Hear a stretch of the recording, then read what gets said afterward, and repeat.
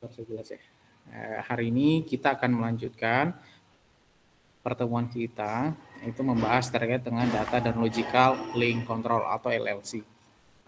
Di minggu yang lalu kita membahas soal layer beberapa konektor termasuk perangkat-perangkat yang biasa digunakan di dalam jaringan komputer atau jaringan data.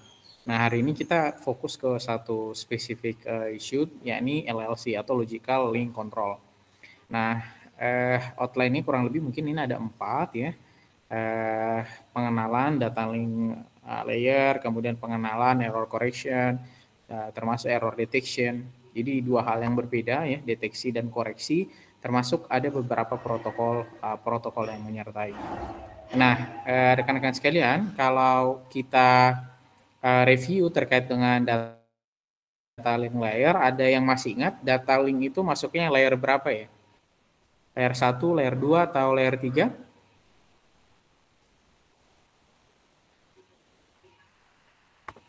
Layer 3, Kak, Bu. Kalau layer 1 apa ya? Yang fisikal bukan layer 1 apa? Physical layer, Pak. Fisikal. Kalau layer 2? Data link, Pak. Data link, Pak. Kalau 3 network, Pak. Ya.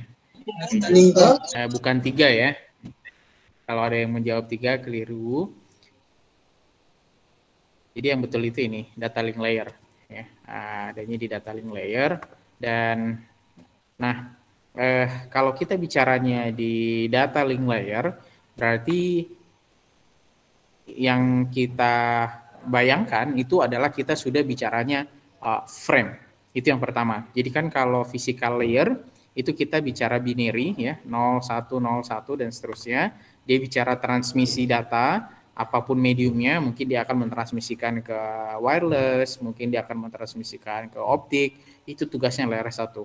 Dan ketika binary-binary itu digabung menjadi satu blok besar, itulah yang disebut dengan frame. Nah, data link layer itu mengelola frame tersebut berdasarkan format datanya frame gitu. Nah, apa informasi di dalam frame tersebut itu ada yang terkait dengan error correction, ada juga yang terkait dengan pengalamatan. Kalau pengalamatan itu pengalamatannya adalah pengalamatan yang berbasis dengan MAC address ya, atau pengalamatan fisik. Nah, di sini adalah contoh format headernya ya, yang ada di data link yang ada di dalam data link layer. Nah, jadi kalau kalian perhatikan data link layer ini dia kan menjadi perantara ya, yang berasal dari layer 3 atau network layer, nanti akan diteruskan ke physical layer. Tentu harus ada penanda dong bahwa apakah paket ini layer 2 atau layer 3 begitu. Nah, penandanya itu ada di header ini. Header. Jadi dia informasi yang di depan paketnya atau di depan frame-nya, yang kalau jaringan membaca, jaringan akan mendapatkan informasi, oh ini tuh jaringan, ini tuh paketnya paket layer 2 begitu. Begitupun arah ketika menerima data dari physical layer, tugasnya dia adalah melakukan removing terhadap layer 2, header 2-nya, dan meneruskan data yang ada di sini itu ke network layer. Apa saja data yang ada di sini ya, IP address dan sebagainya. Itu kan nanti dibacanya di layer yang ketiga. Jadi selama dia sudah merasa bahwa oh ini sudah tepat, MAC address ini adalah MAC address saya, maka saya akan menerima paket itu. Nah, ketika saya menerima paket itu, maka saya remove dia punya header MAC address, karena saya cukup membacanya sampai di layer 2, sisa datanya itu akan saya teruskan ke layer yang atas atau network layer. Dan seterusnya seperti itu sampai kemudian semua informasi yang ada di dalam data tersebut akan diekstraksi. Jadi data link bertanggung jawab memindahkan frame satu hop atau node ke node yang berikutnya. Oke, link di sini link apa ya? Kalau kita bicaranya link berarti itu adalah jalur yang menghubungkan antara dua elemen jaringan atau node-node atau terminal node. Nah, ketika ada banyak node ya atau ketika banyak link yang menghubungkan antara node dengan node, maka itulah yang disebut dengan jaringan. Kemudian di sini dikatakan bahwa fungsi link ini sangat vital, maka OSI menetapkan protokol lapis 2 atau data link. Dan Dan di data link dia akan berfungsi untuk mengatur komunikasi di link tersebut, memastikan bahwa komunikasinya benar dan lancar. Ya, jadi fatal ya, fatal ketika kita keliru. Jadi kan tugasnya si layer fisik itu akan menerjemahkan, mengkonversi dari apa namanya apapun mediumnya itu menjadi binary. Nah, kita akan membaca informasi yang ada dalam binary itu pada awalnya itu ada di data link. Jadi kalau misalkan ya kita keliru membaca informasi di layer 2 ini, maka kemungkinan akan keliru di layer-layer berikutnya. Seperti itu ya. Jadi kita harus memastikan bahwa ini benar, ini harus benar, dan kalau bicara lancarnya ya memastikan bahwa paketnya itu tidak ada yang rusak begitu. Karena kalau misalkan nanti ada yang rusak ya apakah kita akan meminta untuk resend lagi paketnya atau sekalian kita drop gitu, karena tidak ada informasi yang bisa kita ambil di sana. Kemudian tidak ada keharusan jenis link dalam jaringan yang sama, boleh memilih teknologi fisik maupun protokol untuk setiap linknya ya. Jadi sama halnya misalkan kita internet hari ini, saya mungkin tethering pakai handphone saya ya, pakai handphone saya, mungkin sebagian yang lain ada yang langsung pakai connect ke FTTH, fiber to the home ya, macam di home business dan sebagainya. Mungkin ada yang pakai jaringan satelit, bisa jadi ya. Untuk fisiknya mereka itu kan bisa jadi berbeda-beda ya, protokolnya berbeda-beda. Tapi itu tidak akan jadi masalah karena perbedaan itu sudah selesai nanti di layer yang pertama. Jadi kalau layer pertama sudah berhasil menerjemahkan, mengkonversi menjadi binary, PR selanjutnya justru di layer yang kedua dan tiga dan seterusnya. Nah, ada dua macam link, ada yang disebut dengan link fisik, ada yang disebut dengan link logic. Mungkin kalau ada yang masih ingat, kalau saya tidak salah di pertemuan kedua, begitu ya. Link fisik itu contohnya, link fisik itu contohnya misalkan laptop saya terhubung ke router di rumah saya pakai kabel Ethernet, itu link fisik. Nah, kalau logiknya dia atau misalkan MAC address-nya dia, ya, MAC address-nya terhubung, kalau logiknya dia, ya bisa jadi ada yang disebut dengan virtual path ya. Misalkan begini, mungkin ada yang pernah dengar VPN ya, misalkan VPN. Sebenarnya IP address yang saya dapatkan di IP saya di IP address yang didapatkan oleh laptop saya, misalkan dari IndiHome adalah 172 dan sekian, itu kemudian saya install VPN, misalkan, saya install VPN. Kemudian di beberapa fitur VPN kan kita bisa tuh memilih kita bisa memilih negara dari mana IP address kita berasal. Nah, misalkan saya memilih negara yang lain, kemudian saya mendapatkan IP address tersebut. Nah, IP address tersebut bukan lagi bicara IP address fisik, ya, tapi bicaranya logik gitu. Artinya jalur yang lewat yang akhirnya sampai traffic itu ke laptop saya, itu semuanya sudah virtual path begitu. Itu semuanya sudah virtual path atau virtual channel, ya, seperti itu. Di pertemuan juga kita sempat bahas ya. Contoh link logic itu misalkan ada beberapa node ya, ada node A, B, C, D sampai Z misalkan. Itu semuanya terhubung secara mesh ya, secara mesh artinya betul-betul setiap router itu terhubung antara satu node dengan node yang lain. Nah, kemudian ketika paket itu dikirim, kita akan membangun path terlebih dahulu. Oke, untuk connect ke Z, maka saya akan terhubung terlebih dahulu misalkan ke B, kemudian ke D, kemudian ke H, kemudian ke X, baru ke Z misalkan seperti itu. Nah, bisa jadi fisiknya terhubung ke semuanya, tapi saya memilih jalur logik itu, ya jalur logik itu, saya akan membangun koneksi logik terlebih dahulu sehingga ketika traffic itu datang, saya tidak akan mengalihkannya ke ke broadcast yang lain, tidak, tapi sesuai dengan logik yang sudah saya buat di awal, ya ini ke virtual channelnya, ya seperti itu. Nah, fungsi data link ini ada beberapa ya. Yang pertama, membuka hubungan dan melakukan pemutusan hubungan di layer fisik ya. Kemudian di layer 2 ya. Kemudian melakukan pengaturan akses media atau media access control. Kemudian melakukan kendali atas kesalahan yang terjadi. Kesalahan ini maksudnya error ya. Jadi kan ketika bit itu diterima. Nah, bisa jadi ada error tuh di bit tersebut. Nah, yang akan melakukan verifikasi error atau tidaknya bit tersebut atau terdapat error di situ, kalaupun terdapat error apakah kita harus koreksi, ya, itu tugasnya semuanya di data link, ya. Kemudian melakukan pengendalian banyaknya data yang dikirim untuk menghindari kongesti. Ya, maksudnya bagaimana? Ya jaringan itu kan kalau misalkan ya laptop kita dia mengirim data ke dalam jaringan. Kemudian ternyata setelah dia mengirim data ke jaringan, flow-nya itu tidak diatur misalkan. Flow-nya itu tidak diatur. Apa yang terjadi? Maka ya kalau setiap paket yang mau dikirim itu diteruskan, konsekuensinya maka akan terjadi kongesti nanti atau kemacetan begitu. Nah, siapa yang melakukan pengendalian itu? Yang melakukan pengendalian itu adalah data link ya seperti itu. Ada banyak tools misalkan ini sliding windows dan sebagainya. Tuh. Nah, terdapat beberapa hubungan atau proses hubungan di link. Yang pertama, ada proses hubungan di link itu memerlukan yang namanya connection setup dan ada yang hubungan langsung. Jadi kalau ada yang masih ingat, connection setup itu maksudnya ketika saya misalkan mau terhubung dari host A ke host Z. Nah, yang saya lakukan connection setup itu saya memilih dulu nih, path-nya mau kemana ini. Paket ini nanti path-nya dari A ke B, ke C, ke D, sampai ke Z, misalkan seperti itu. Itu yang membutuhkan connection setup. Ketika saya membutuhkan connection setup, saya harus bisa mengkonfirmasi bahwa di akhir destination saya, itu saya sudah mendapatkan feedback. Oh, saya sudah terhubung ini ke jaringan paling akhir gitu. Nah, ketika saya sudah ketika saya sudah melakukan connection setup bahwa saya mendapat konfirmasi saya terhubung kepada titik akhir, baru saya mengirim data, ya kan? Nah, jadi sedangkan kalau yang langsung ya hubungannya langsung itu tidak terjadi.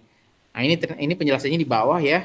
Jadi kalau connection setup ada banyak path yang bisa dipilih. Jadi intinya itu. Jadi dia harus membangun jaringannya terlebih dahulu. Artinya dari banyak path ya dia bisa memilih gitu. Misalkan dari A ke B ke C dan seterusnya. Baru kalau misalkan sambungannya itu sudah terpasang ya secara logik, nah baru data itu dikirim begitu. Nah, untuk hubungan yang sangat handal, kenapa sangat handal ya? Jadi ada beberapa konsekuensi atau perbedaan apabila ya link itu terhubung based on connection setup sama misalkan tidak ada connection setup. Kalau ada connection setup, di antara beberapa yang harus diantisipasi ketika tidak ada connection setup, artinya paket jalan ya, paket jalan dia nggak punya paket jalan dan nggak ada logiknya, ya bisa jadi mungkin tibanya tidak akan bersamaan dan sebagainya gitu. Dan delay-nya bisa berbeda antara satu paket yang lain dengan paket yang lain, paket awal dengan paket yang lainnya, dan itu tentu bisa mengurangi performance ya untuk beberapa kasus. Kemudian ada juga pilihan kecepatan komunikasi. Jadi kenapa ada istilah kita bisa memilih kecepatan komunikasi? Jadi misalkan seperti ini. Di handphone saya itu dia maksimum IC-nya misalkan 10 Mbps. Kemudian server itu dia bisa diakses sampai 1 Gbps gitu. Nah, tentu komunikasi yang akan dipakai itu bukan levelnya server 1 GB per second, tapi server akan menyesuaikan dengan respon lawannya. Lawannya misalkan handphone kita. Handphone kita hanya 10 Mbps begitu. Maka kecepatannya itu akan menyesuaikan begitu. Jadi tersedia berbagai pilihan kecepatan komunikasi, maksudnya di situ. Ya, jadi fleksibilitas. Hubungan langsung tanpa pilihan jalur dan kecepatan komunikasi, dan biasanya dipakai untuk point to point connection. Nah, ini kurang lebih gambaran bagaimana struktur di dalam data link layer. Jadi kalau di physical layer itu misalkan ini ya, Ethernet physical layer, ada token ringnya, ada token bus physical layernya. Kemudian media transmisinya mungkin beragam, ada yang optik, ada wireless dan seterusnya. Siapa yang menentukan standarnya? Misalkan ini ikut standarnya standar IEEE.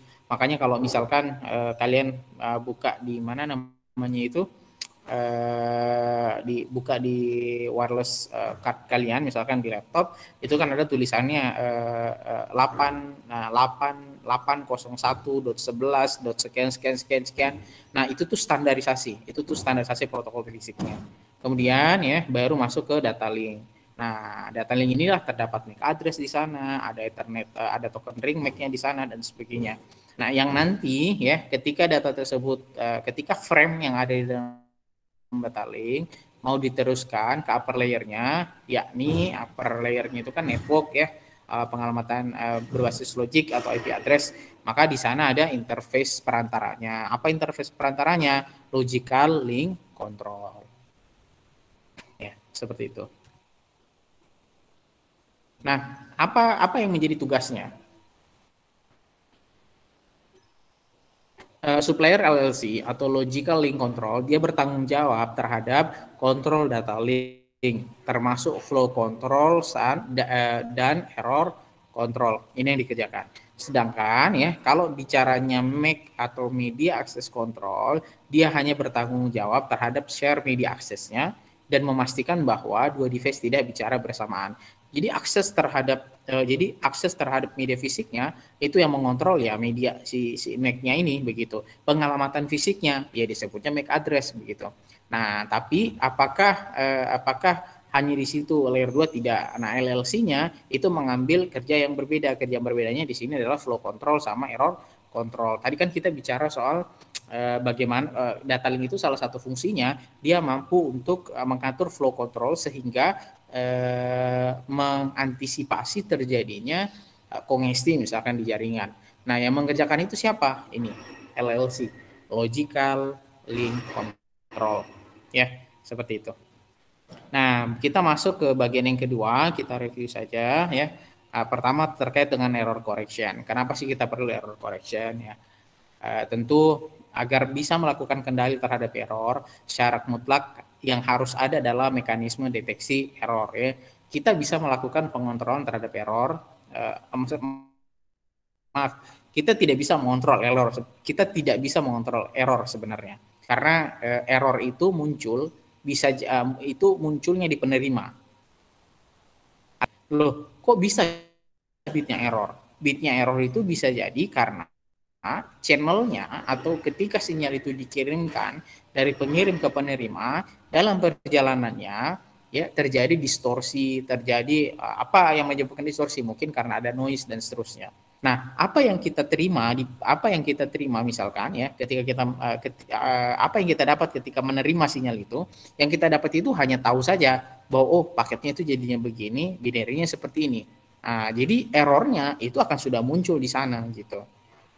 Nah, tugas kita kan mencari tahu, ini ada error tidak gitu.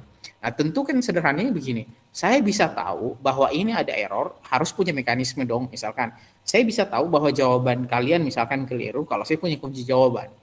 Iya kan? Saya harus tahu bahwa jawaban kalian keliru misalkan ketika ada ujian, ya saya harus punya kunci jawaban. Nah, begitupun misalkan ketika orang mengirim data ke saya harus punya satu formula untuk mengukur ketika paket-paket itu datang, ketika binary-binary itu datang, saya bisa cek, oh ini ada yang error ini, harusnya bitnya jangan bit yang begini yang saya terima, misalkan seperti itu. Ya, nah itu bicaranya deteksi error, begitu. Baru kita bicara deteksi error. Gitu. Jadi ada banyak metode, ada yang namanya parity check, ya mungkin kita bahas secara ringkas saja. Ada parity check, ada CRC. Kalau CRC ini dia lebih kompleks ya karena metode untuk checking errornya itu membutuhkan komputasi dan ada beberapa hal ya, ada beberapa hal yang ketika kita melibatkan komputasi itu kan bisa implikasinya banyak ya. Implikasinya banyak, nanti datanya akan lebih lama diprosesnya dan seterusnya. Gitu. Ada juga istilahnya checksum ya. Mungkin ada yang pernah dengar checksum ya. Jadi biasanya nih saya nggak tahu kalau ada yang suka download OS bajakan atau software bajakan ya. Biasanya tuh di official website-nya itu pasti kita dikasih semacam semacam informasi checksum. Kita akan diberikan semacam informasi checksum. Misalkan ya, mungkin kalian bisa sambil browsing, misalkan coba kalian buka cari di Google checksum misalkan Linux misalkan begitu. Nah, nanti akan muncul berupa angka-angka ya. Berupa angka-angka dan angka-angka itu punya maksud ya. Angka-angka tersebut yang punya maksud. Nah, sebentar saya coba cari stop itu.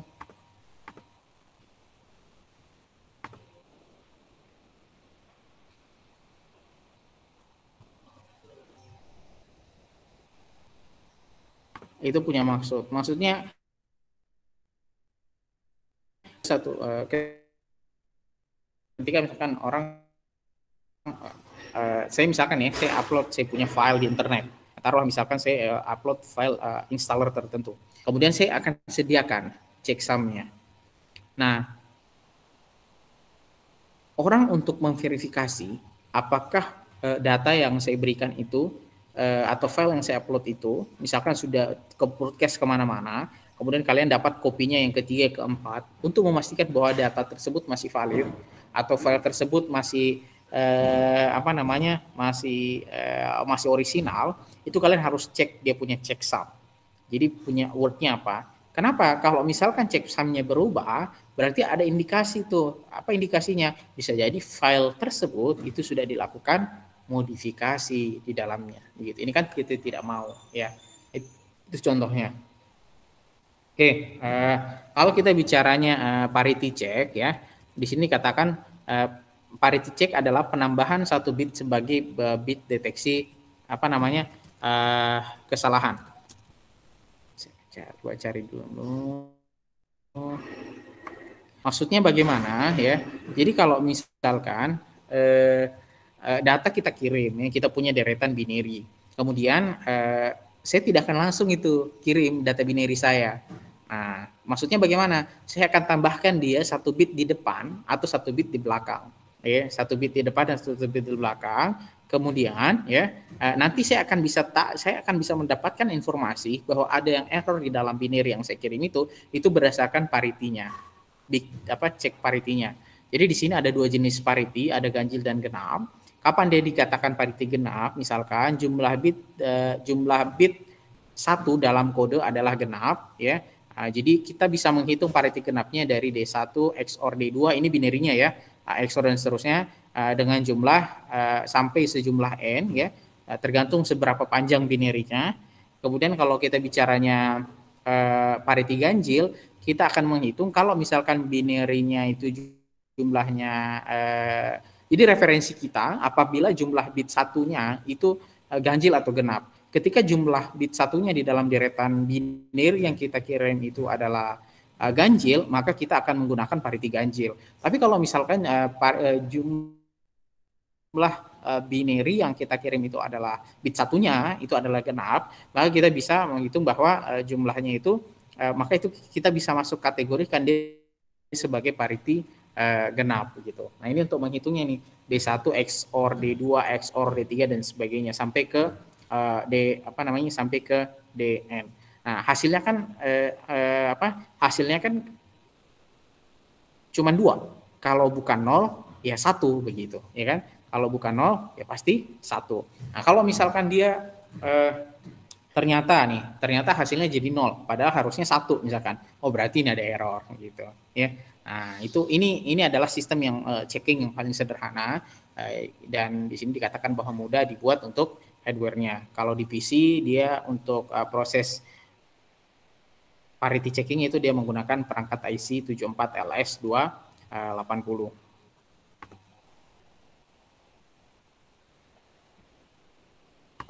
Di slide ini nggak ada contoh ya, sebentar.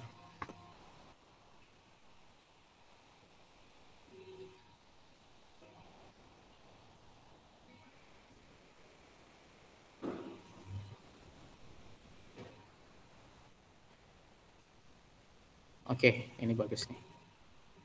Saya kasih contoh ya.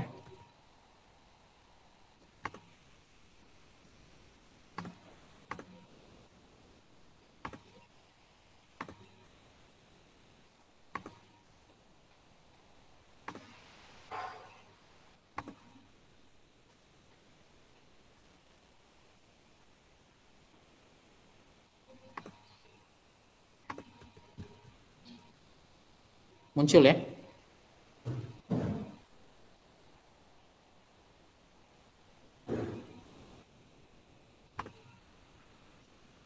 Muncul, Pak. Muncul ya? Halo? Muncul ya? Pak, Udah, Pak. Muncul. Jadi misalkan begini. Muncul, Pak, muncul. Oke. Ya. Nah, oke. Misalkan ya, kita kirim. Ada yang tahu ASCII ya? Jadi ASCII itu misalkan begini nih, karakter dalam binary itu disimbolkannya dalam 1 byte ya. 1 byte itu kan 8 bit, 1001001. Nah, kemudian dia cek parity bitnya, misalkan dia pakainya 1. Oke. Nah, kenapa bisa 1? Tadi kan rumusnya apa? XOR XOR ya kan? Bit satunya kita XOR. Jadi 1 XOR 1 0 ya, 0 XOR 1 jadinya 1. XOR itu kan gitu ya. XOR itu kalau misalkan dia sama, dia nilainya 0. Misalkan 1 XOR 1 XOR 1 0, 1 XOR 0 1, 0 XOR 0 0 ya, 1 XOR 1 0 begitu. Nah, misalkan di kasusnya yang E nih. Di kasusnya yang si pengirim kalau dia pengirim pasti betul ya. Nah, dia kirimnya 1000101. Dia pakai parity bitnya, dia akan letakkan bit di depan parity bitnya misalkan 1. Oh, satunya dari mana Pak gitu? Ini nih, 1 XOR 1 XOR 1. 1 XOR 1 0 ya, 0 XOR 1 1 ya. Nah, seperti itu. Ternyata pada saat diterima ya, misalkan ini pada saat diterima dan ternyata yang kita terima ini nih 1 0 0 0 1 0 1 1, maaf ya. Nah, satunya iya mah. Ini bukan yang ada errornya ya. Ini satunya ini parity checknya nih ya. Ini satunya ini adalah parity checknya begitu. Nah, jadi ditambahkan 1 bit di awal. Nah, kapan kalau misalkan dia ada error, kita langsung contohnya di sini misalkan ya 1 XOR 1 XOR 1 0 0 XOR 1 1 1 XOR 1 0 ya, paritinya 0 nih begitu. Kemudian ternyata di sini misalkan 1 XOR 1 kemudian 1 XOR 1 0 ya, 0 XOR 1 1 misalkan begitu. Nah, ternyata yang kita terima misalkan itu tuh harusnya kan 1 misalkan ya. Nah, ini kan cuman jadinya berbeda gitu. Nah, disitulah kita bisa mendeteksi bahwa itu ada error gitu. Nah, ini paling sederhana. Ini paling sederhana kenapa? Karena dia hanya menggunakan berapa binary 1 gitu. Ya, seperti itu. Jadi itu yang paling mudah, itu menggunakan parity checking ya. Jadi operasi XOR dengan menghitung semua binary 1 gitu. Terus kita lanjut. Yang paling sederhana ya. Jadi dia menggunakan XOR saja, menghitung jumlah binary 1. Kemudian ya ada yang lebih kompleks namanya CRC, cyclic redundancy check ya. Ini yang saya bilang dia membutuhkan komputasi. Nah, kenapa dia membutuhkan komputasi? Karena melakukan pembagian binary. Ya, kalau nanti di teknik nanti bisa direview di tekniknya bagaimana melakukan pembagian secara binary. Cuman prinsipnya begini ya. Jadi kita akan membagi binary tersebut terlebih dahulu dari di n sampai n-1 itu pembaginya. Kemudian binary kita atau pesan kita itu dia dituliskan dari binary 1 sampai binary ke message-nya. Artinya seberapa panjang message kita kan begitu. Nah, kemudian ini nanti dibagi dengan yang di atas. Oke, dibagi dengan di atas. Nah, apa yang mau dicari? Ya, apa yang mau dicari? Nah, kalau tadi kan cuma menghitung XOR antara binary 1 di dalam message. Nah, ketika nanti di hasilnya berbeda, misalkan harusnya ganjil kok jadi genap dan seterusnya, maka dia akan dideteksi bahwa terjadi error. Nah, kalau di cyclic redundancy check, dia akan melakukan pembagian. Kalau tadi operasinya XOR, kalau di sini itu operasinya operasi pembagian. Nah, kapan dia bisa dideteksi salah atau benarnya? Tergantung sisa pembagiannya. Apabila sisa pembagiannya atau R itu reminder ya, reminder itu kan sisa ya, operasi sisa gitu. Jadi mungkin kayak modulus lah, modulus itu kan misalkan 5 mod 2 1 gitu, berarti kan sisanya 1 kan. Nah, kalau misalkan 4 mod 2 0 tidak ada sisa. Nah, kurang lebih seperti itu. Jadi dia melihat error tidaknya itu berdasarkan sisa. Nah, misalkan seperti ini. Kalau misalkan sisanya adalah 0, berarti ini datanya sudah betul nih. Tapi kalau misalkan datanya ternyata tidak atau tidak bersisa, sisanya tidak 0, maka itu dianggap bahwa ini ada sesuatu nih, ada errornya. Nah, ada errornya dalam data tersebut. Oke. Nah, mungkin pertanyaannya begini, kan kita pesan banyak nih Pak, pesan kita berubah-ubah gitu. Nah, kalau pesan kita berubah-ubah, berarti untuk bisa mendapatkan hasil yang sama, pembaginya antara pengirim dengan penerima tentu harus sama, ya kan? Kan message kita berubah-ubah. Nah, supaya kita bisa mendapatkan hasil yang tepat dalam menghitung pembagiannya, tentu pembaginya harus sama. Nah, inilah pembagi-pembagi yang distandarkan. Jadi nggak boleh asal bagi gitu. Nah, ini adalah pembagi-pembaginya. Nah, ilustrasi sederhana. Oh iya, kalaupun misalkan saya tidak mau pakai standar, apakah boleh yang lain begitu? Ya mungkin saja, cuman kondisinya begini, apa yang membedakan kalau kita pakai standar sama tidak pakai standar? Kalau kita misalkan pakai standar ini, ya mungkin dia akan support di banyak hardware, ya. Tapi kalau misalkan kita mau custom sendiri, ya nggak masalah juga sih sebenarnya. Tapi itu hanya kita saja yang boleh pakai gitu. Nah, karena kan standarnya tidak diketahui oleh orang lain. Jadi kalau ketika data kita kirim ke message-nya dia, ketika data kita kirim ke message-nya, kita kirim ke perangkatnya dia yang tidak sesuai dengan standar kita, maka dia tidak akan bisa mendapatkan perhitungan standar, perhitungan standar pembagi gitu di luar yang distandarkan yang seperti di sini gitu. Nah, sederhananya seperti inilah. Nah, jadi ini message kita misalkan kemudian dibagi gitu. Nanti dilihat hasilnya berapa dia punya sisa. Kalau misalkan kalau misalkan hasil pembaginya itu tidak memiliki sisa, ya, tidak memiliki sisa atau nol, oh berarti ini udah benar ini, datanya sudah benar. Tapi kalau misalkan ternyata setelah dibagi loh, kok ada sisanya nih, nah something wrong dengan datanya. Nanti kita harus cek errornya itu ada di mana. Kalaupun errornya di mana, cara mengkoreksinya seperti apa, itu beda lagi mekanismenya. Ya, seperti itu. Jadi pembagian binary, sama lah, misalkan pembagian ini untuk review ya. Jadi misalkan pembagian desimal, kalau pembagian desimal misalkan 8 bagi 8 bagi 5, ya kan 1 sisa 3 kan gitu. Nah, modnya 3. Nah, yang bagus itu misalkan 8 bagi 4, sisanya berapa gitu. 2, ada sisa enggak? Enggak ada, sisanya 0 gitu. Nah, sisanya 0 berarti enggak ada error gitu. Ya, ilustrasinya seperti itu. Oke. Terus penggunaan paket LAN ya, ini sebenarnya jadi lebih tepatnya ini sebenarnya bagaimana struktur frame yang ada. Bagaimana sebenarnya struktur frame yang ada di layer 2 ya, bagaimana sebenarnya struktur frame yang ada di layer 2 ya, ini ya spesifik di dalam MAC gitu.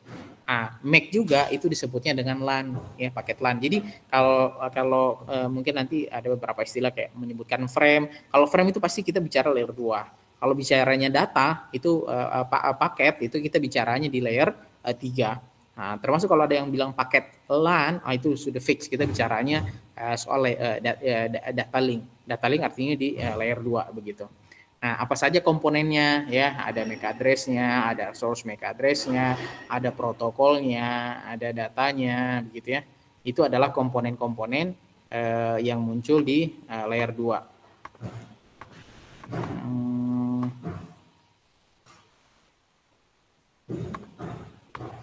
Saya mau nunjukin.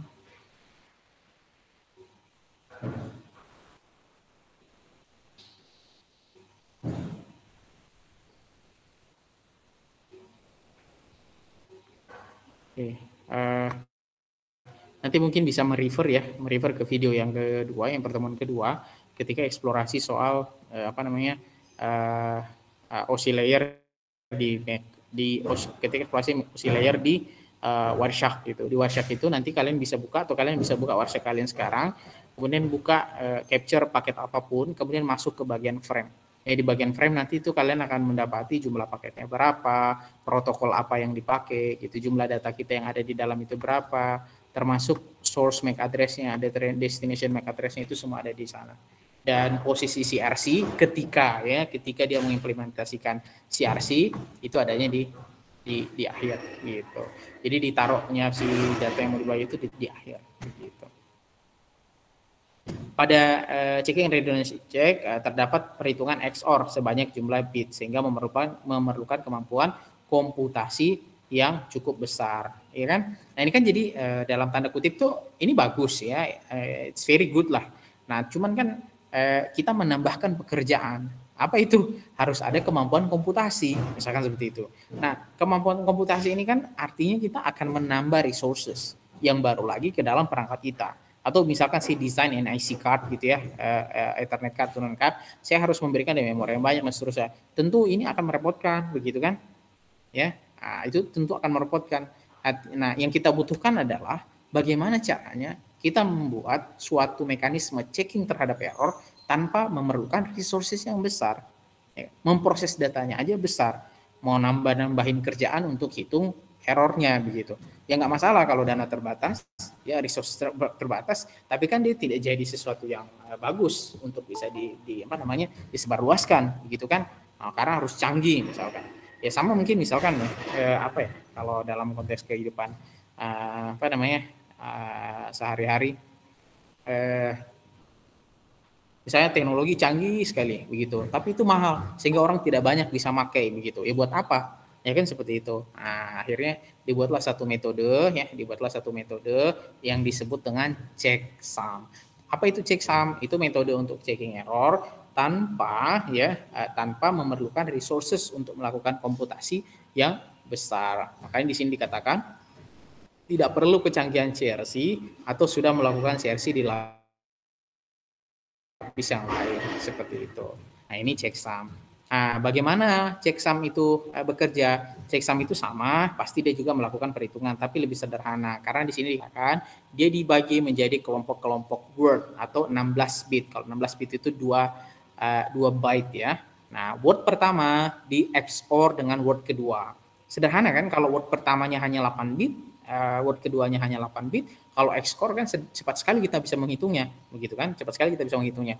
Kemudian hasil XOR itu di word dengan ketiga, keempat, sampai terakhir, jika bit-bit terakhir tidak cukup untuk menjadi word, maka ditambahkan padding. Jadi data kita, ya, ibaratnya misalkan ya, saya punya data, saya punya message. Message saya itu misalkan ada 30 bit misalkan. 30 bit. 30 bit. Oke, sorry, 30 bit misalkan. Nah, saya akan bagi dia. Saya akan bagi dia menjadi kelompok-kelompok 16 bit. Nah, terlalu kecil nih misalkan nih. Taruhlah misalkan 90 deh gitu ya. Yang paling gampang 100 misalkan 170 aja deh. Misalkan 170 ya. Misalkan 170 bit. Nah, misalkan nih saya bagi dia menjadi 16 bit. Berarti kan saya akan mendapatkan 10 ya. 10 word ya kan? 10 word. 10 word. Sisanya berapa itu?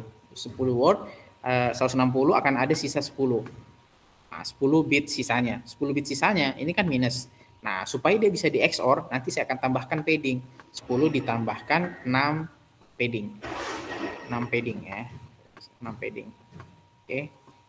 Nah, untuk bisa melakukan operasi XOR-nya. Ya, sampai bisa membentuk satu word ya, ilustrasi seperti itu. Nah, tentu hasil akhirnya kan 16 di XOR dengan 16 bit, 16 bit di XOR 16 bit, pasti hasilnya juga 16 gitu. Nah, 16 bit itulah yang jadi checksum-nya ya, seperti itu. Nah, ini internet ada nih. Jadi misalkan seperti ini, kita memiliki satu word data kita ini misalkan komplit, tapi data kita kan harusnya kita bagi menjadi grup word. Ternyata dibaginya cuma bisa dapat 2, misalkan nih, dapat 12 yang utuh. Sisanya ini nggak cukup nih untuk di XOR. Nah, si mekanisme untuk perhitungan checksum, dia akan menambahkan padding. Dia akan menambahkan padding. Paddingnya ini nih, 0, 0, 0, 0, 0, 0, 0, 0. Kenapa harus ditambahkan padding? Supaya cukup untuk bisa melakukan operasi XOR. Supaya bisa melakukan operasi XOR 16 pasang. Ya, seperti itu. Nah, kemudian setelah di XOR, inilah yang menjadi checksum-nya. Nah, ini akan jadi referensi nanti. Ini akan jadi referensi. Nah, kalian bayangkan, kalau misalkan, ya, saya misalkan melakukan perubahan data di tengah jalan, misalkan. Ini kalau misalkan untuk kepentingan security ya, orang melakukan perubahan data di tengah jalan. Bisa jadi, ya, misalkan ya, let's say di sini berubah menjadi 1, di sini juga berubah menjadi 1, di sini juga berubah menjadi 1, maka percayalah checksum-nya ini akan berubah di sini. Nah, ketika checksum-nya berubah, nah itu bisa kita simpulkan ya something wrong di sini gitu. Kalau dalam perspektif error, berarti kemungkinan datanya ada yang error. Kalau dalam perspektif security, wah datanya ini sudah tidak berintegritas lagi karena kemungkinan sudah dilakukan modifikasi gitu. Nah, makanya kan kayak di torrent ya, kita download misalkan software bajakan atau apa, biasanya dilampirkan itu MD5 checksum, MD5 checksum gitu. Tugas kita apa ya? Kita pastikan lah, kan kita tidak tahu ya. Jadi salah satu metode untuk menyebarkan malware yang paling cepat adalah membuat software bajakan, software gratisan, disukai banyak orang, di-download banyak orang, padahal tanpa sadar nanti aplikasi itu ketika ada dalam handphone kita, aplikasi itu ada dalam laptop kita, itu dia jadi semacam alien lah. Jadi bisa dikendalikan sama orang lain yang memiliki kendali atas malware yang disimpan di dalam software yang kita sudah install ya. Nah, checksum itu biasanya dipakai di mana ya? Checksum itu biasanya contohnya kalau tadi dalam security, dalam perspektif address, ini juga dia dipakai di layer yang kedua, di layer 3 di bagian IP address. Apa yang dilakukan di sana ini? Header. Dia akan melakukan header checksum.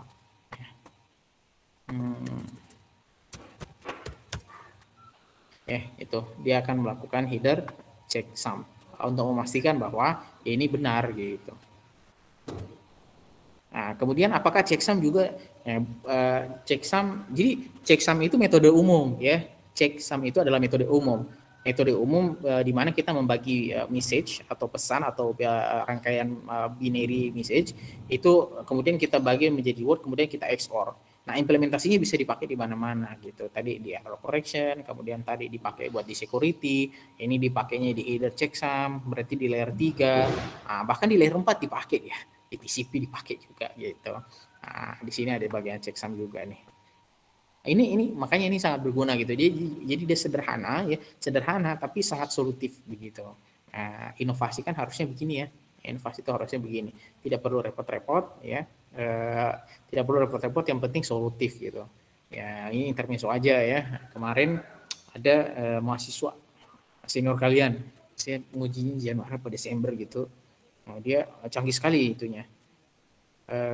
Canggih sekali dia punya judul TA menggunakan machine learning. Terus ternyata setelah dievaluasi, dia nggak perlu pakai machine learning untuk mengambil keputusan itu. Nah, idenya bagus gitu, ada kompleksitas gitu, tapi sebenarnya dipikir sederhana, nggak perlu pakai machine learning pun pengambilan keputusan itu bisa dilakukan gitu. Jadi ibarat kata saya misalkan mau potong apel begitu ya, saya bisa pakai pisau dapur, dia sampai harus beli samurai gitu, misalkan seperti itu. Itu kan useless ya, itu kan tidak diperlukan sebenarnya. Tapi ya kadang-kadang kan engineer, kesalahan di mindset engineer kadang-kadang dipikirnya itu semakin dia canggih, semakin dia kompleks itu semakin bagus. Padahal tidak selalu begitu ya, tidak selalu begitu. Nah, ini contohnya checksum. Makanya checksum itu banyak dipakai dia ya. Karena dia sederhana tapi bisa melakukan verifikasi ya. Verifikasinya sangat efektif. Nah, ini baru bicara tema bagaimana mendeteksi errornya. Nah, baru selanjutnya bagian terakhir kita bicara bagaimana kita bisa melakukan error correction. Maaf. Nah, error correction itu ada dua ya, ada BEC, bukan Bandung Electronic Center ya, tapi backward error control sama forward error control. Biasanya kita familiarnya sama ini nih, FEC ya. Nah, ya tapi nggak mau kita bahas. Apa yang dilakukan di backward error control atau BEC? Dia memiliki kemampuan deteksi kesalahan untuk melakukan perbaikan kesalahan atau error correction dengan cara meminta pengiriman ulang paket jika paket yang diterima salah.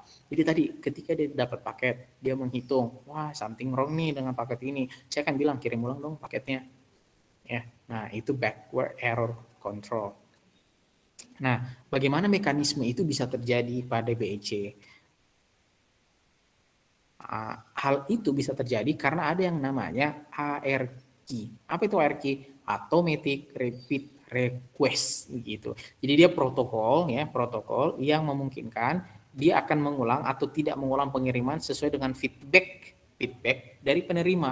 Jadi kalian bayangkan, jadi misalkan saya nih, saya ngirim data, kemudian kalian terima datanya, terus kalian memberikan feedback ke saya.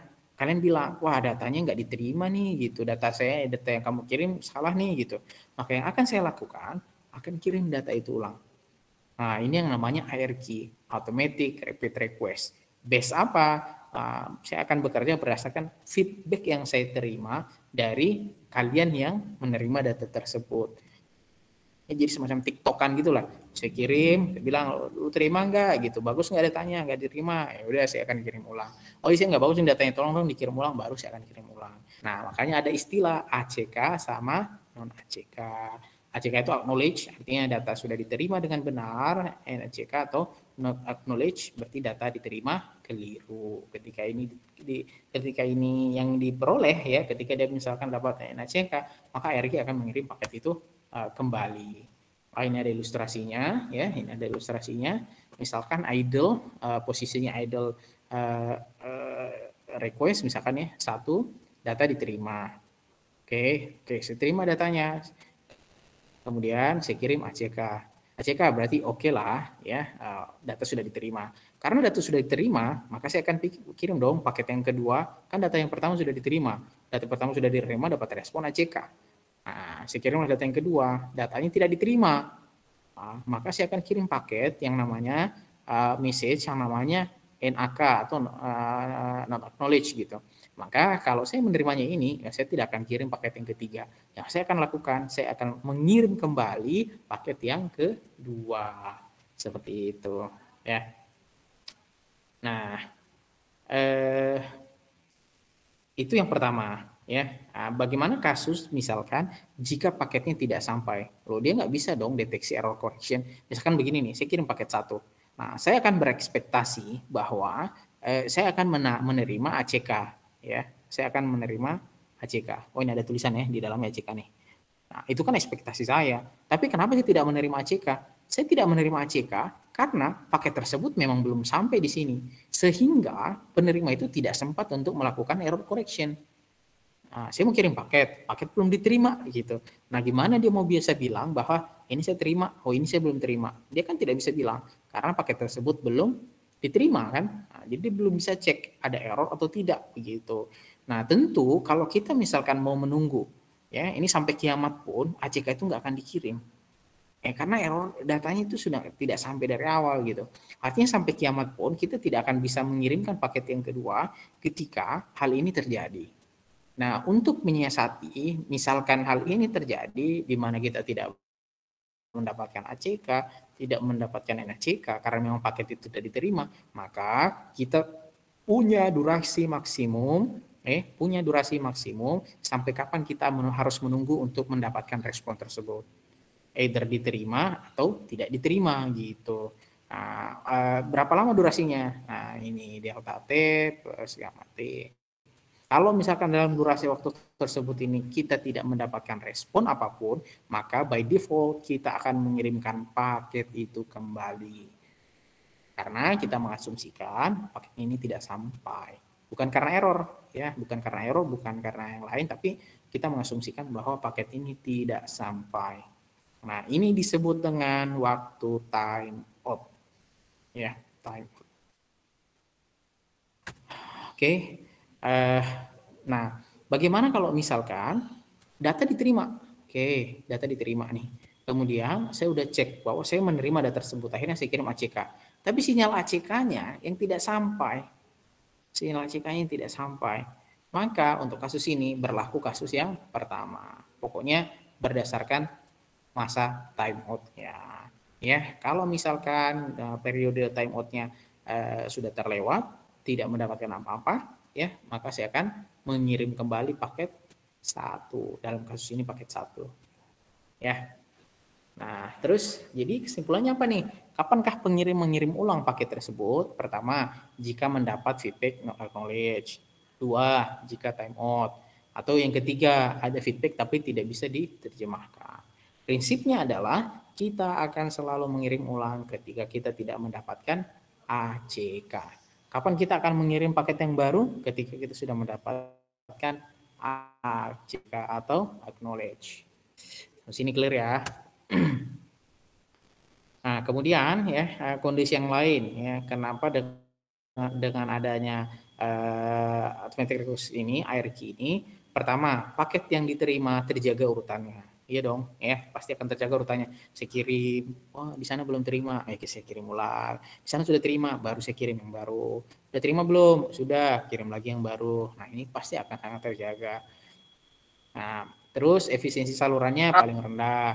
Kemudian cocok digunakan. Ya, halo?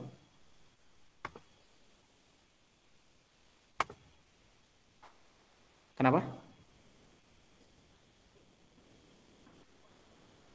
Aman ya? Saya lanjut? Lanjut, Oke. Pak. Oke. Oh iya, nggak apa-apa. Nah, jadi paket yang diterima terjaga urutannya, efisiensi salurannya paling rendah, dan cocok untuk digunakan transmisi yang sangat jelek kualitasnya. Jadi banyak error gitu. Nah, kita akan mengirim ulang kita akan mengirim ulang mulai dari paket yang salah, itu ARQ. Kemudian paket yang tersebut pasti akan terjaga urutannya, ya tadi kita sudah jelaskan. Kemudian efisiensi saluran berikutnya dari selektif repeat. Ini konteksnya ketika satu dikirim, kemudian dia diterima, maka paket selanjutnya akan dikirim. Nah, dalam konteks ini dia tidak mengirim sekaligus. Kalau misalkan selektif repeat dia coba mengirim secara paralel, 2 dikirim, 3 dikirim, begitu. Nah, ini di don't care dulu. Ini di don't care. Kenapa di don't care? Di sini kita belum mendapatkan ACK kok. Nah, ini belum ada respon kan? Kita masih mendapatkan NACK gitu. Nah, ketika kita mendapatkan NACK, maka ya meskipun itu dikirim, itu paket itu tidak akan diterima terlebih dahulu. Jadi kita akan menunggu sampai kita mendapatkan paket yang tepat berikutnya. Oke, ini contoh kasus yang lain, mirip ini ya, 1 diterima, oke ACK, 2 diterima, oke 2 ACK, 3 diterima, kita ACK. Ini kan maunya begini. Kemudian ketika kirim 4, 5, 6, ternyata ada problem nih di sini. Ya sudah, ini kita don't care. Artinya ya kita tidak akan terima. Pun kita terima, kita tidak akan konfirmasi bahwa kita akan terima. Kenapa? Ya, karena masih ada yang non ACK. Makanya durasi waktunya ini ya terlepas bahwa kita mungkin sudah menerima nih paket kelima, kita sudah menerima paket keenam, ini tidak peduli. Karena bagaimanapun kita belum mendapatkan respon, apakah kita sudah mendapatkan paket keempat atau belum. Begitu. Ada juga yang disebut dengan selective repeat ya. Selective repeat ini modelnya seperti ini. Jadi tidak mengulang sekaligus begitu. Jadi hanya akan mengirim untuk paket yang salah, paket diterima, konsekuensinya adalah tidak berurutan. Jadi misalkan ini ya, kirim 1 diterima, kirim 2 ditolak, kirim 3 ditolak, bukan ditolak ya, tidak diterima, akhirnya saya kirim NACK. Tapi si pengirim itu tidak akan peduli. Maksudnya ya saya kirim sesuai dengan jadwal saya kirim 4, saya kirim 5 gitu. Nah, saya pun sebagai penerima akan menerima saja gitu. Nah, sambil menunggu hasil respon NACK saya yang pertama. NACK 2 saya yang pertama diterima. Oke, saya akan kirim paket yang kedua. Kemudian saya akan kirim paket yang ketiga setelah menerima NACK 3 misalkan seperti itu.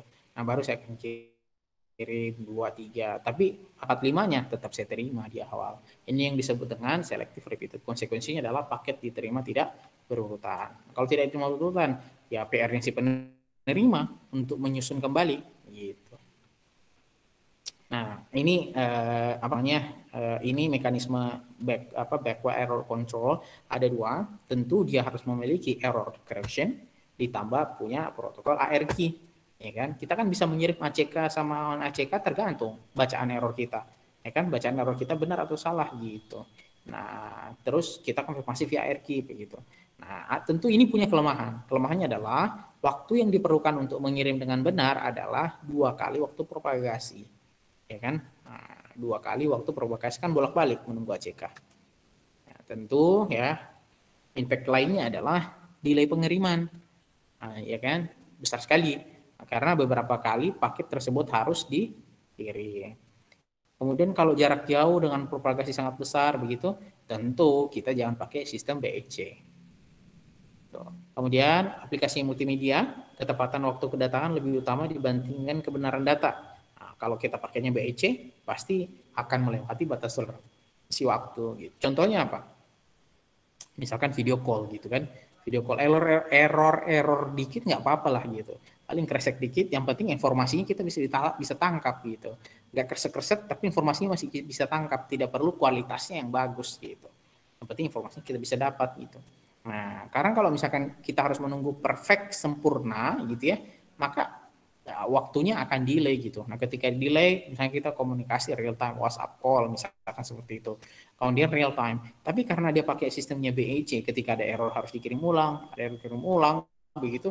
Akhirnya delaynya banyak gitu. Kita bilang A gitu ya. Karena menunggu A-nya diterima dengan sempurna, dia harus nunggu sampai 3 second, 4 second, ya komunikasi macam apa itu ya kan. Itu bukan real time lagi istilahnya. Makanya BEC tidak dipakai untuk hal yang seperti itu. Nah, ada juga mekanisme yang kedua, ya, itu namanya forward error correction. Nah, tugasnya adalah ya sebenarnya untuk memecahkan permasalahan yang muncul dari sistem backward error correction. Prinsipnya begini, mampu membetulkan sendiri kesalahan data yang sudah diterima. Begitu. Jadi kalau misalkan saya sudah menerima data ini error, ya sudah saya yang benerin gitu. Karena selain menerima data juga menerima bit-bit redundansi yang diperlukan. Oke, ada banyak ya metode-metode di dalam FEC, ada yang namanya block parity, ada Hamming code, ya, ada turbo code, ada RS code dan sebagainya. Salah satu video yang yang di URL yang ditunjukkan di mana namanya itu di LMS itu adalah Hamming code ya. Nah, silakan nanti di sisa waktunya silakan digunakan untuk menonton video tersebut sambil review-review ya. Tapi prinsipnya seperti itu. Kalau BEC itu dari segi protokol ya, kalau dia error saya harus menerima konfirmasi error atau tidaknya. Kalau error saya akan kirim. Kalau FEC ya it's okay lah kamu error gitu, tergantung errornya ini sejauh apa gitu. Kalau errornya masih bisa saya benerin ya saya akan benerin daripada kamu kirim ulang. Ya, konsepnya seperti itu FEC ya. Oke, saya rasa demikian ya untuk pertemuan hari ini. Kira-kira ada yang perlu didiskusikan terkait materi data dan logistik link control di data link layer? Tidak ada? Halo? Tidak ada? Sepertinya tidak ada, Pak. Oke, makasih ya. Kalau misalkan tidak ada, saya rasa cukup ya untuk untuk pertemuan hari ini. Terima kasih rekan-rekan sekalian untuk atensinya. Beberapa link eksternal silahkan dieksplorasi mandiri di sisa waktu yang ada, termasuk videonya ya, video yang contoh forward error correction, kalau nggak salah Hamming code atau apa gitu ya, di link di situ untuk hitung-hitungannya. Silahkan coba dieksplor sendiri. Mungkin itu untuk pertemuan hari ini. Terima kasih sekali lagi untuk atensinya.